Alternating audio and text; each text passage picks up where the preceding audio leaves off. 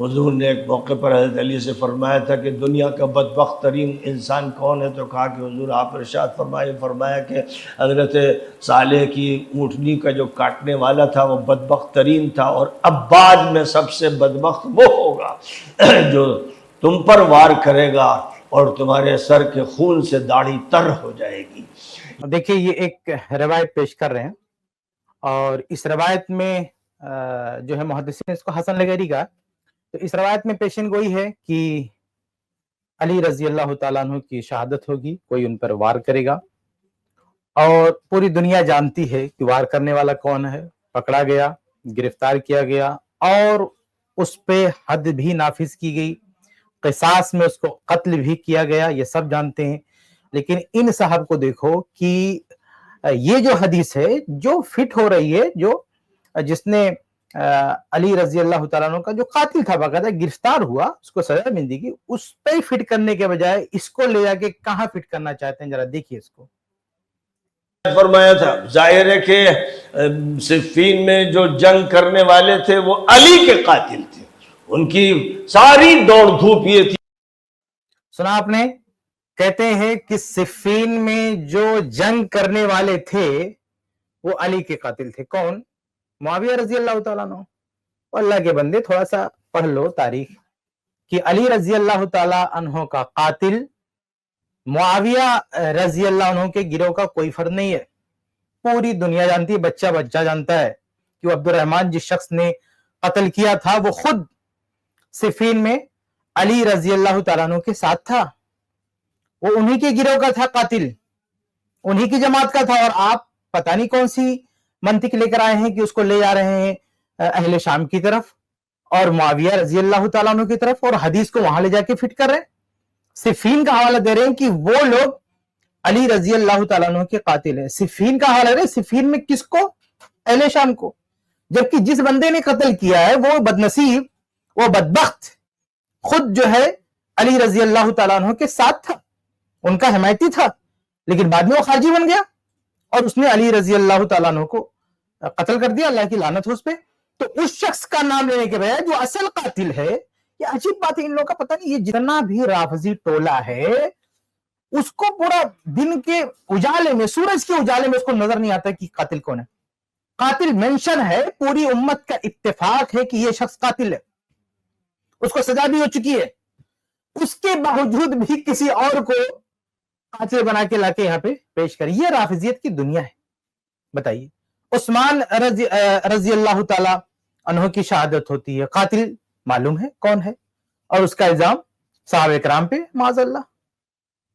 علی رضی اللہ تعالیٰ عنہ کی شہادت ہوتی ہے، قاتل معلوم ہے، الزام معاویہ رضی اللہ تعالیٰ عنہ پہ۔ اسی طرح سے حسن رضی اللہ تعالیٰ عنہ، حسین رضی اللہ عنہ، یہ جتنی بھی شہادتیں ہو رہی سب کا الزام لے جائے گا، بنوائیے پہ ڈال دو آپ۔ جبکہ جو قاتلین ہیں وہ خود وہ لوگ ہیں جو حمایت کا دم بھرتے تھے، جھوٹا دعویٰ کرتے تھے کہ ہم علی رضی اللہ تعالیٰ عنہ کے ساتھی ہیں، ساتھی کا دعویٰ کیا کہ انہی لوگوں نے قتل کیا، اور آپ اہل شام کے بارے میں بات کر رہے ہو۔ دیکھیں آگے کیا فرماتے ہیں کہ علی کو قتل کر دے، حسن کو قتل کر دے، حسین کو قتل کر دے، وہ ہاتھ نہیں لگے تو بڑے بڑے بدری صحابہ کو، حدیبی صحابہ کو شہید کیا گیا، زمین کو۔ دیکھو وہ ہاتھ نہیں لگے تو کس کو شہید کیا گیا؟ حدیث کیا پڑھا تھا انہوں نے شروع میں کہ علی رضی اللہ تعالی عنہ کا جو قاتل ہوگا وہ بدبخت ہوگا، وہ حدیث پیش کر کے، یعنی قاتل علی رضی اللہ عنہ سے، یعنی علی رضی اللہ عنہ کے قاتل سے نفرت دلائی، ٹھیک ہے، اچھی بات ہے۔ پھر وہ حدیث مینشن کر کے آپ کو لانا چاہیے تھا نا سامنے، جو اصل جو قاتل ہے، آپ وہ حدیث پڑھ کے پھر یہاں پہ آ جاتے ہیں اہل شام پہ اور کہتے ہیں کہ وہ لوگ قتل کرنا چاہتے تھے۔ اللہ اس کو ہدایت دے، یعنی حالانکہ یہ بھی جھوٹ ہے کہ قتل کرنا چاہتے تھے، یہ شخص کہنا چاہتا ہے کہ وہ قتل کرنا چاہتے تھے، نہیں کر پائے، اس لیے حدیث ان پہ فٹ ہوگی۔ جو بندہ قتل کیا، قتل کرنا چاہتا تھا، قتل کیا، کامیاب ہوا قتل میں، بعد میں پکڑا گیا، مارا گیا، اس پہ حدیث نہیں فٹ ہوگی۔ یہ حدیث لاؤ گے آپ معاویہ پہ فٹ کرو گے، اب اس کے بعد کہنے کہ نہیں وہ کامیاب نہیں ہو پائے، علی رضی اللہ تعالیٰ عنہ کو قتل کرنے میں کام نہیں۔ اہل صفین میں سے، معاویہ اہل شام میں سے کسی بھی صحابی، معاویہ رضی اللہ تعالیٰ عنہ، عمرو بن عاص रजी अल्लाह अन्हु, अब्दुल्लाह बिन अमर हो, जितने भी साहबा हैं, किसी साहबी का ये इरादा नहीं था, किसी की नीयत नहीं थी कि हम अली रजी अल्लाह तआला अन्हु का कत्ल करें, माज़अल्लाह, ऐसा कुछ भी नहीं था। लेकिन अच्छा, ये इन्होंने ये भी क्या कहा कि यो हुदैबी साहबे बड़े बड़े साहबा को कत्ल कर दिया, यानी अली रजी अल्लाह तआला अन्हु को तो कत्ल नहीं कर पाए, लेकिन बड़े बड़े साहबा को कत्ल कर दिया। यानी ये बताना ही चाहते हैं कि साहबा की बहुत बड़ी तादाद, हुदैबी साहबा या बदरी साहबा, बड़े बड़े साहबा इसमें मौजूद हैं।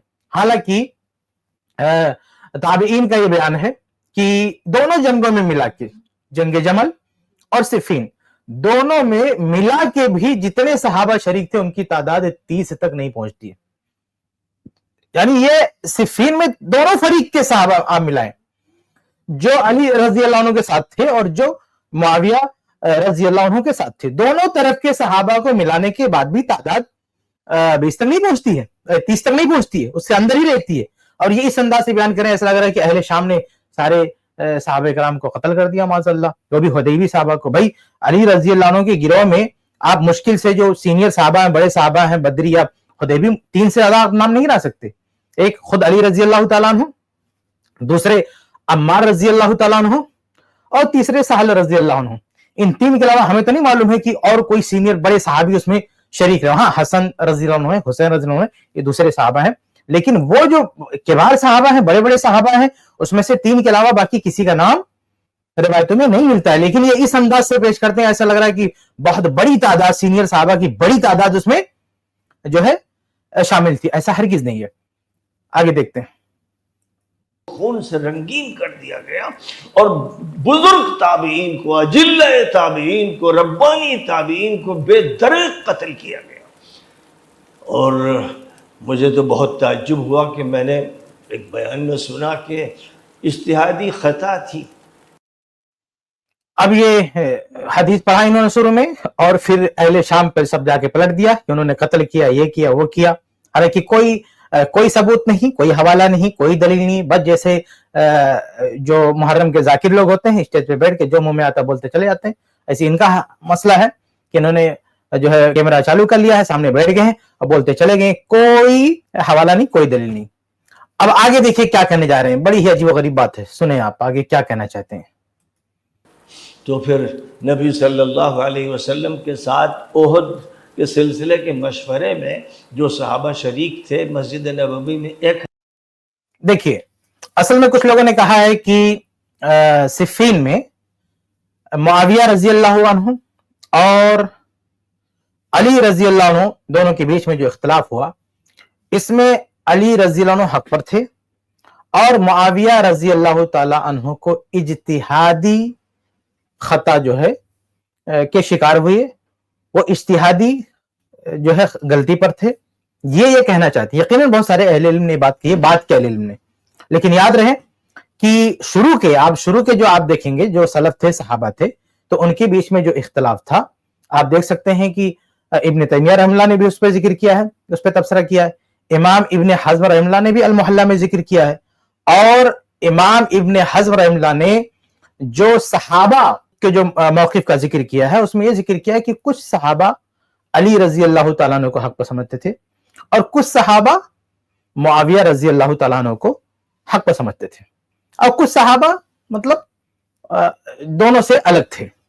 तो ऐसा नहीं है जिस तरह से आप ये कहना चाहते हैं ना कि पहले तो उसको इज्तिहादी खता अमीर मुआविया रजी अल्लाह तआला अन्हु की तरफ मंसूब करें और फिर उसको भी काउंटर करने जा रहे हैं हजरत। भाई इज्तिहादी खता को काउंटर करना तो बहुत दूर की बात है, आप सलफ से साबित कीजिए कि सलफ ने मुआविया रजी अल्लाह तआला अन्हु को इज्तिहादी खता का फैसला कर दिया है।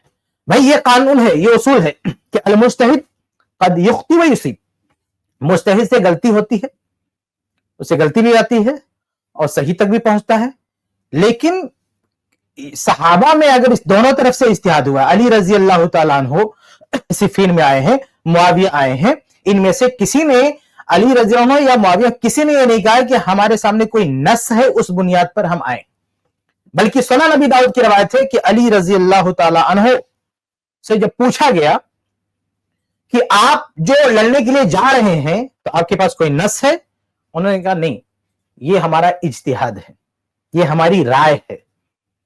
अली रजी अल्लाह ताला खुद अपने इकदाम को अपनी राय करार दे रहे हैं, कोई नस नहीं बता रहे। मुआविया रजी अल्लाह ताला अन्हु का भी इज्तिहाद है, दोनों तरफ इज्तिहाद है। इन दोनों तरफ के इज्तिहाद में आप कौन होते फैसला करने वाले कि अली रजी अल्लाह ताला अन्हु हक पर थे और मुआविया की इज्तिहादी खता थी? ये पावर, ये इख्तियार आपको किसने दिया?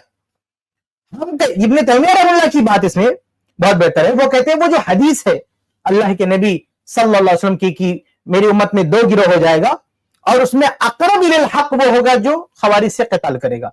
तो अली रजी अल्लाह ताला अन्हु अक़रब इलल हक है, कोई शक नहीं। आप ये कहें हदीस की बुनियाद पर, कोई मसला नहीं कि अक़रब इलल हक है। लेकिन वही हदीस जब अक़रब इलल हक अली रज़ी अल्लाह के ग्रुप को बता रही है तो फिर वही हदीस से इशारा होता है कि मुआविया रजी अल्लाह ताला अन्हु भी हक से करीब है। मुआविया भी हक से करीब है, अली रजी अल्लाह ताला अन्हु भी करीब है, दोनों करीब है। लेकिन अली रजी अल्लाह अन्हु बनिस्बत मुआविया के अक़रब है। हदीस की रोशनी में आप ये कह सकते हैं मुहाकमा करने का हक आपको नहीं है। आप ये कहते हैं कि नहीं बस उनकी डायरेक्ट बोलते नहीं, उनकी इज्तिहादी गलती थी। ये इज्तिहादी गलती को हजरत काउंटर करने जा रहे हैं। काउंटर करना बहुत दूर की बात है, इज्तिहादी गलती साबित तो कीजिए। आप कौन होते हैं इज्तिहादी गलती पर उनको बताने वाले? रिवायतों में अक़रब इलल हक कहा गया अली रजी अल्लाह ताला अन्हु को, इशारा है कि मुआविया रजी अल्लाह ताला अन्हु भी हक के करीब थे। इसलिए आप उसमें मुहाकमा मत कीजिए। सहाबा के बीच में आपके पास कहां से वही आई कि मुआविया रजी अल्लाह ताला अन्हु की इज्तिहादी गलती थी? ये आपको किसने बताया? कोई नस है आपके पास? कोई कुरान की आयत है आपके पास? कोई हदीस है आपके पास? या उस दौर के लोगों का कोई इजमा है आपके पास? कोई वही आया आपके पास? किसने आपको यह हक दिया ये कहने का कि नहीं वो उनकी जो है इज्तिहादी खता की? हमें मालूम है कि बाद के उलमा ने कहा है, लेकिन ये उलमा का अपना अपना नजरिया है। उस वक्त के लोगों का ये नजरिया नहीं था कि सबने इस पे इत्तेफाक कर लिया कि नहीं हमको जो है गलत मानते हैं। नहीं, हदीस जो इशारा करती उस पर आप ईमान लाइए। हम भी ईमान लाते कि मुआविया रजी अल्लाह ताला अन्हु हक से करीब और अली रजी अल्लाह अन्हु हक से अक़रब है। अच्छा, अब ये जब हम करीब और अक़रब की बात करते हैं ना, तो एक बंदा जो है वो उछल उछल के कहता है कि भाई ये हक से करीब है और ये अक़रब है, तो हक में कौन है?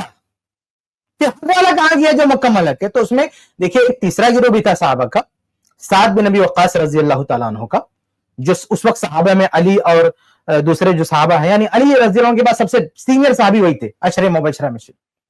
तो साद बिन नबी वक्कास रजी अल्लाह अन्हु का मौक़िफ़ यह था कि हम जो है क़िताल नहीं करेंगे और इसमें हम किसी का साथ नहीं देंगे।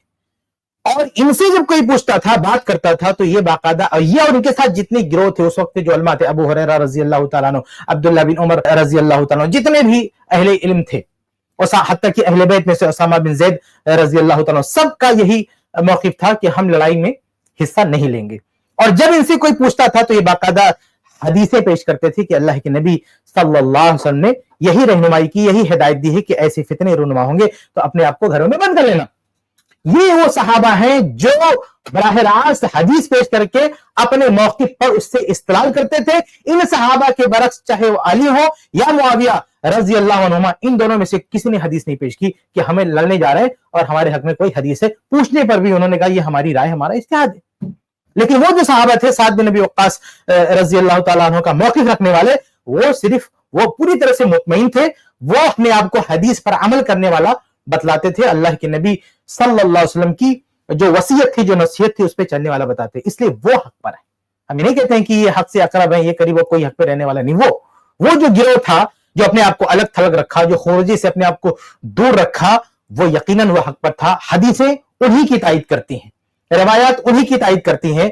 और सबसे बड़ी बात यह है कि उनको बाद में कभी पछतावा नहीं हुआ। बाद में कभी उन्होंने कहा कि हमसे कोई इज्तिहादी गलती होगी, हमसे कुछ हो गया। जबकि ये जो मामला है अली रजी अल्लाह ताला अन्हु का या मुआविया रजी अल्लाह अन्हु का, इन दोनों के बीच में जो कुछ हुआ, इन दोनों में से कोई भी खुश नहीं था। किसी ने कोई जश्न नहीं मनाया। अली रजी अल्लाह ताला अन्हु, बल्कि हसन रजी अल्लाह ताला अन्हु ने बयान फरमाया कि अली रजी अल्लाह खुद अफसोस कर रहे थे, सब क्या हो गया, ये नहीं होना चाहिए। तो कहने का मतलब यह है कि आप ऐसे डायरेक्ट मुआविया रजी अल्लाह ताला को ये कह देंगे कि वो गलती की, सारी गलती उनके खाते में डाल देंगे, तो ये तो ठीक नहीं है ना। इसके लिए कोई दलील चाहिए आपको। किसने आके बता दिया कि वो गलती पर थे? हदीस की रोशनी में इतना कह सकते हैं कि वो जो है ये दोनों गिरोह हक पर था, लेकिन मुआविया रज़ी हक से करीब थे और अली रजी अल्लाह अन्हु हक से अक़रब थे। जो बाकायदा नस है, हदीस है, उसके मुताबिक आप बात कीजिए, कोई मसला नहीं। लेकिन पूरी गलती उठा के معاویہ رضی اللہ عنہ کو ایک طرفہ آپ خطا کار بتا دیں گے کہ اجتہادی غلطی ہے، اور وہ بھی آپ تو اجتہادی غلطی بھی نہیں مان رہے، وہ تو دوسرے علماء کہتے ہیں کہ اجتہادی غلطی ہے، لیکن آپ کا معاملہ تو کچھ اور ہی ہے۔ دیکھیے جو سلف کا موقف ہے نا کہ صحابہ کے مشاجرات میں خاموش رہنا چاہیے، تو اس خاموشی کا تقاضا یہ کہ آپ یہ جو محاکمہ بھی نہیں کر سکتے کہ یہ جو ہے اجتہادی غلطی ہے، آپ چپ رہیے نا، زبان بند رکھیے۔ آپ دیکھیے کہ سعد بن ابی وقاص رضی اللہ تعالیٰ عنہ اور ان کے گروہ کے جتنے لوگ تھے، جب یہ جنگیں ختم ہو گئی تو ان سے پوچھا جاتا تھا کہ آپ کی رائے کس کی طرف ہے، آپ کی نظر میں کون غلط ہے؟ واللہ وہ گرچہ اپنے موقف کو صحیح سمجھتے تھے، لیکن اس کے باوجود بھی چاہے علی رضی اللہ تعالیٰ عنہ ہو چاہے معاویہ ہو، ان دونوں میں سے کسی کے بارے میں زبان نہیں کھولتے تھے۔ سعد رضی اللہ تعالیٰ، صحیح مسلم کی حدیث ہے نا، سعد رضی اللہ تعالیٰ عنہ سے علی رضی اللہ نے پوچھا کہ آپ جو ہے علی رضی اللہ پہ سب کیوں نہیں کرتے؟ پوچھا، وہ سب کا مطلب جو ہے گالی گلوز نہیں ہے، آپ کو ان سے اختلاف کیوں نہیں؟ انہوں نے کوئی لفظ نہیں کہا، حالانکہ وہ ان کے ساتھ نہیں تھے، پھر بھی علی رضی اللہ تعالیٰ عنہ کے بارے میں زبان نہیں کھولی، ان کے فضائل بیان کیے۔ معاویہ رضی اللہ عنہ کے بارے میں بھی انہوں نے کوئی زبان نہیں کھولی کہ ان کے موقف کو غلط کہہ دیا، نہیں، کہ دونوں میں سے کسی پر کوئی رائے نہیں دیا، بس اپنے آپ کو الگ پھینک رکھا۔ یہ سب سے بہترین راستہ ہے۔ صحابہ کے اختلاف کے بارے میں سب سے بہترین موقف یہ ہے کہ زبان بند رکھیں، کوئی محاکمہ نہ کریں۔ عمر بن عبدالعزیز رحمہ اللہ سے کسی نے پوچھا تو انہوں نے بھی تو یہی کہا نا کہ اللہ نے ہماری تلواریں محفوظ کر رکھی، میں اپنی زبان آلودہ نہیں کرنا چاہتا۔ انہوں نے کوئی محاکمہ نہیں کیا، یہ ان کی اجتہادی غلطی، یہ حق پر تھے، یہ غلطی پر تھے، کچھ نہیں، چپ، خاموش۔ تو اصل جو مشاجرات صحابہ میں اصل جو سب سے بہترین موقف ہے، زبان اپنی بند رکھیں، اپنی زبان بند رکھیں، وہ حق پر، وہ اجتہادی، کچھ بھی نہیں، زبان بند رکھیں، یہ سب سے بہترین راستہ ہے۔ تو یہ، لیکن یہ صاحب ان کا طریقہ دیکھیے، یہ صحابہ اور سلف کے طریقے سے ہٹ کے نہ صرف یہ کہ محاکمہ کر رہے ہیں، بلکہ محاکمہ میں معاویہ رضی اللہ عنہ کو اجتہادی خطا پر بھی نہیں ماننے، بلکہ کیا کریں، آپ سنیے کیا کریں۔ 1000 صحابہ تھے، وہ سب شریک تھے، اور حضور نے ان سے مشورہ کیا، اور مشورہ جب فائنل ہوا اور اس کے بعد آپ نے فرمایا کہ اب احد پہاڑ کی طرف چلنا ہے، اس کے دامن میں ہم کو مورچہ بنانا ہے، تو آپ 1000 صحابہ کو لے کے نکلے تھے، 1000 صحابہ کو لے کے نکلے تھے۔ ہر سیرت نگار یہی لکھتا ہے، اور یہی صورتحال تھی مسجد نبوی میں، جنہوں نے حضور کا خطبہ جمعے کا سنا تھا، 7 شوال کی تاریخ تھی، جنہوں نے خطبہ سنا تھا، جنہوں نے حضور کے پیچھے نماز پڑھی تھی، جو مسلمان تھے اور صحابی شمار ہوتے تھے، ان کو لے کر نبی اکرم صلی اللہ علیہ وسلم نکلے، اور آدھے راستے پر عبداللہ ابن ابی صحابی نے جو دیکھیے یہ شخص اللہ کے نبی صلی اللہ علیہ وسلم کے دور کا واقعہ بیان کر رہا ہے کہ اللہ کے نبی صلی اللہ علیہ وسلم صحابہ کو لے کے نکلے، اس میں جو عبداللہ بن ابی جو منافق ہے، یہ جو ہے متمرد ہے، سرکش ہے، یہ شخص ان کو، یہ عبداللہ بن ابی کو صحابی ماننا ہے۔ بتائیے، وہ جو منافقین تھے، منافقین کو صحابہ کا ٹائٹل دے رہا ہے۔ آپ سوچئے، منافقین کو صحابہ کہہ رہا ہے۔ اب یہ بندہ پتہ نہیں جو ہے اس کی عقل کو کیا ہو گیا ہے، یہ کس طرح کے شیطان اس پر غلبہ ہے کہ صحابی، پوری امت کی نظر میں صحابی اور منافق کے دونوں ایک دوسرے کے اپوزٹ۔ ایک شخص جو منافق ہے اس پہ صحابی کا لقب دیا ہی نہیں جا سکتا، وہ صحابی ہو ہی نہیں سکتا، صحابی کا اطلاق اس پہ ہو نہیں سکتا۔ صحابی ایک ٹرم ہے، ایک اصطلاح ہے، اور اس کی ایک ڈیفینیشن ہے کہ جس نے اللہ کے نبی صلی اللہ علیہ وسلم کو ایمان کی حالت میں دیکھا اور ایمان کی حالت میں ہی وفات ہوئی، نبی کا ساتھ دیا، دیکھا نبی کی زندگی میں، بیداری میں، اور ایمان کی حالت میں ہی وفات ہوئی، یہ شرط ہے صحابی کی، یہ شرط ہے کہ اس کی وفات بھی ایمان کی حالت میں ہوئی ہو۔ یہ جو اہل سنت صحابہ بولتے ہیں، صحابی کی اصطلاح استعمال کرتے ہیں، اس اصطلاح کی ڈیفینیشن یہ ہے کہ ایمان کی حالت میں ملاقات ہوئی، ایمان کی حالت میں وفات ہوئی ہو۔ اب یہ جو جن منافقین کی بات آپ کر رہے ہیں، ان کی وفات ایمان کی حالت ہے، پھر صحابی کیسے بول رہے ہیں ان کو؟ پھر وہ صحابی کیسے ہو سکتے ہیں؟ تو یہ شخص جو ہے منافقین کا ذکر کر رہا ہے، جو یہ بیچ میں جو باتیں ہو رہی ہیں ان کی منہ سے نکل رہی ہیں، منافقین کا تذکرہ کر رہے ہیں، اور منافقین کو کہہ رہے ہو صحابہ، منافقین صحابہ، اللہ کے نبی صلی اللہ علیہ وسلم کے ساتھ جو بھی جا کے کھڑا ہوگا وہ صحابی ہو جائے گا۔ یہ صحابی کی ڈیفینیشن ہے، یہ صحابی کی تعریف ہے کہ جو بھی ان کے ساتھ کوئی بھی جا کے بیٹھ گیا وہ صحابی ہو گیا۔ اب آگے دیکھیے کیا کہتے ہیں. بانی نفاق تھا، سردار نفاق تھا، اس نے کہا کہ ہم نہیں رہیں گے، تو اس نے اجتہاد ہی کیا تھا. دیکھیں یہ اجتہاد کیا تھا. آپ سوچیں عبداللہ بن ابی منافق نے جو روگردانی کی، جو سرکشی کی، اس کی سرکشی کو یہ شخص اجتہاد کہہ رہا ہے. آپ سنیے آگے بھی سن لیتے تھوڑا سا. اس کا اجتہاد یہ کہتا تھا کہ ہم اس جنگ میں شریک نہیں ہوں گے، تو اجتہاد کیا اور اس کے بعد اس نے کہا کہ ہمارے لوگ واپس چلیں. تو 300 صحابہ عبداللہ ابن ابی کے ساتھ نبی سے بغاوت کر کے دغا. دیکھو صحابہ نبی سے بغاوت کر دیے، دغا کر، صحابہ بول رہا ہے یہ شخص، یہ صحابہ بول رہا ہے کہ صحابہ نبی صلی اللہ علیہ وسلم سے دغا کرنے والے صحابہ، یہ کس نے تم کو سکھا دیا؟ وہ منافق صحابی کیسے ہو سکتے ہیں؟ اور ان کا جو یہ طرز عمل ہے، ان کا جو تمرد ہے، ان کا جو نفاق ہے، یہ شخص اس کو اجتہاد بول رہا ہے. آپ سوچیں کیا گیا، زمین کو خون سے رنگین کر دیا گیا، اور بزرگ تابعین کو، اجلہ تابعین کو رب ایک منٹ آگے پیچھے ہو گئے تھے اور صحابی شمار ہوتے تھے، ان کو لے گے. تو اس نے اجتہاد ہی کیا تھا. اس کا اجتہاد یہ کہتا تھا کہ ہم اس جنگ میں شریک نہیں ہوں گے، تو اجتہاد کیا اور اس کے بعد اس نے کہا کہ ہمارے لوگ واپس چلیں. تو 300 صحابہ عبداللہ ابن ابی کے ساتھ نبی سے بغاوت کر کے، دغا کر کے، غداری کر کے واپس ہوئے. تو اب ان کے بارے میں بھی یہی کہا جائے، ان کا اجتہاد تھا، اجتہادی خطا کی انہوں نے. دیکھا آپ نے، یہ شخص جو ہے معاویہ رضی اللہ عنہ کے بارے میں جو اہل سنت کے اہل علم نے، حالانکہ اس میں بہت سارے اہل علم ہیں، بڑے بڑے علماء ہیں، انہوں نے یہ بات کہی ہے، ہم ان کے اس موقف کی بھی قدر کرتے ہیں، اس پہ کوئی لعن طعن نہیں کرتے کہ انہوں نے، حالانکہ ہم بہتر سمجھتے ہیں کہ خاموشی اختیار کی جائے، لیکن وہ بات اگر کسی نے کہی بھی ہے تو بہرحال اہل علم کی ایک رائے ہے. اب یہ شخص اس رائے پر بھی نہیں ہے جو کہ اہل سنت کی، اہل علم کے ایک بہت بڑی تعداد کی وہ رائے، اس پر بھی یہ شخص نہیں ہے. معاویہ رضی اللہ تعالی عنہ کی غلطی کو اجتہادی غلطی بھی ماننے کے لیے تیار نہیں. اور مثال کسی مسلمان کی غلطی سے نہیں، بلکہ وہ تو منافق کی غلطی سے تمثیل دے رہا ہے شخص، وہاں جا کے ملا رہا ہے، اور یہ کہہ رہا ہے کہ وہ عبداللہ بن ابی اس نے بھی تو جو ہے اجتہاد کیا تھا. اب بتائیے یہ اجتہاد کے بارے میں دو چیز میں آپ کے سامنے بتا دوں کہ حیرت ہوتی ہے کہ کیسے یہ شخص جو ہے یہ بات کر رہا. سب سے پہلی بات تو یہ کہ آپ دیکھیں کہ منافق، کافر، یعنی یہ سب کوئی بھی فیصلہ لے، کوئی بھی کام لے، اس کو اجتہاد کہیں گے. اجتہاد کے لیے مجتہد کے لیے شرط ہے نا کہ مجتہد کون ہوگا؟ کافر بھی مجتہد ہوگا، منافق بھی مجتہد ہوگا. بھئی درجہ اجتہاد ایک بہت بڑا منصب ہے، اس منصب کے لیے شروط ہیں، اس کے قواعد ہے. بھئی یہ خود یہ شخص جو ہے حنفی مکتبہ فکر سے تعلق رکھتا ہے، اور یہ ابھی تو جو ہے اس کا معاملہ خراب ہو گیا، تو یہ بھی کہنا ٹھیک نہیں ہے کہ حنفی ہے، تو رافضی ہے.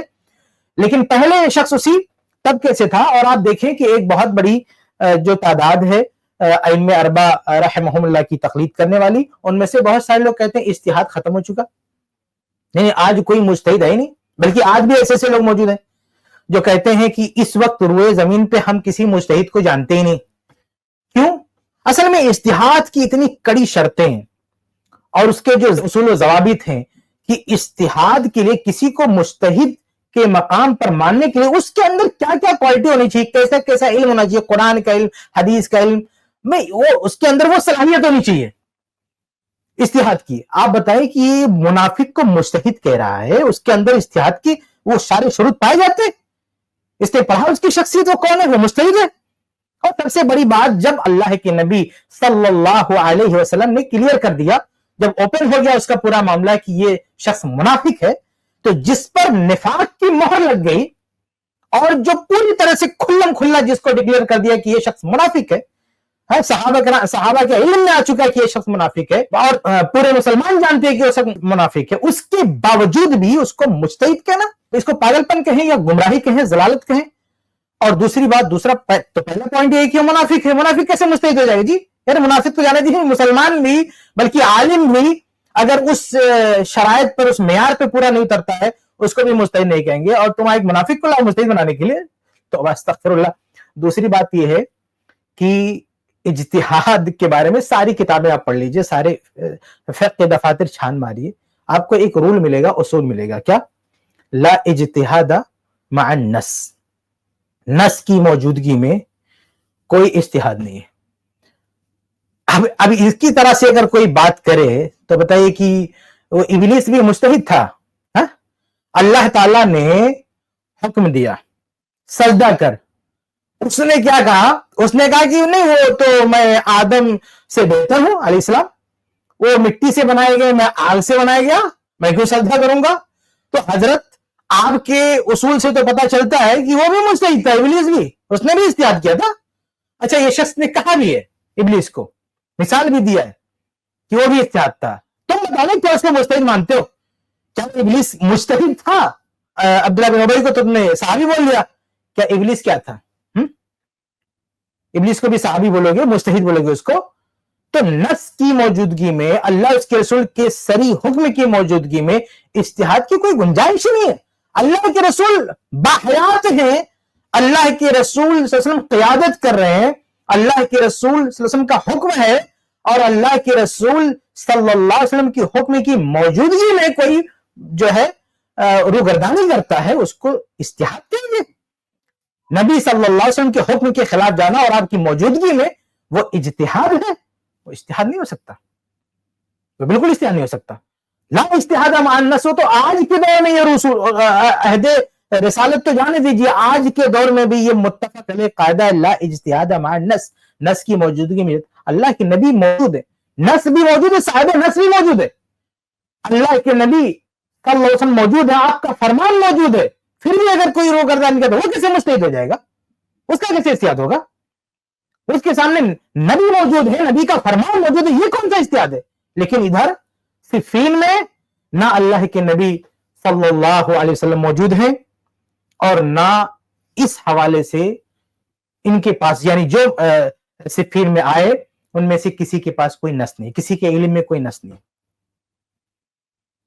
کسی کے علم میں کوئی نص نہیں ہے۔ نص ہوتی تو ظاہر سی بات ہے ان کے علم میں ہوتی یا ان کے فہم میں ہوتی، وہ اختلاف کر ہی نہیں سکتے۔